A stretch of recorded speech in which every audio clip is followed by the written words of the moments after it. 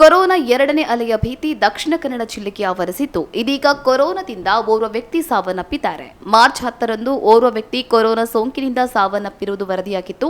ಆದರೆ ಇದೀಗ ಮತ್ತೋರ್ವ ವ್ಯಕ್ತಿ ಸಾವನ್ನಪ್ಪಿರುವುದು ವರದಿಯಾಗಿದೆ. ಕೊರೋನಾ ಆರಂಭದಲ್ಲಿ ದಕ್ಷಿಣ ಕನ್ನಡ ಜಿಲ್ಲೆಯಲ್ಲಿ ಸೋಂಕಿನಿಂದ ಸಾವನ್ನಪ್ಪಿದವರ ಸಂಖ್ಯೆ ಪ್ರತಿದಿನ ವರದಿಯಾಗ್ತಿತ್ತು. ಬಳಿಕ ಕೊರೋನಾ ಗಣನೀಯವಾಗಿ ಕಡಿಮೆಯಾಗಿ ಸಾವು ಸಂಭವಿಸಿರಲಿಲ್ಲ.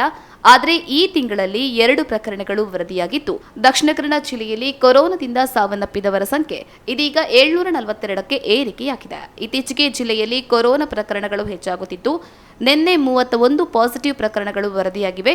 ಸದ್ಯ 527 ಸಕ್ರಿಯ ಪ್ರಕರಣಗಳಿದ್ದು, ಸೋಂಕಿತರು ಮನೆ ಹಾಗೂ ಆಸ್ಪತ್ರೆಗಳಲ್ಲಿ ಚಿಕಿತ್ಸೆ ಪಡೆಯುತ್ತಿದ್ದಾರೆ.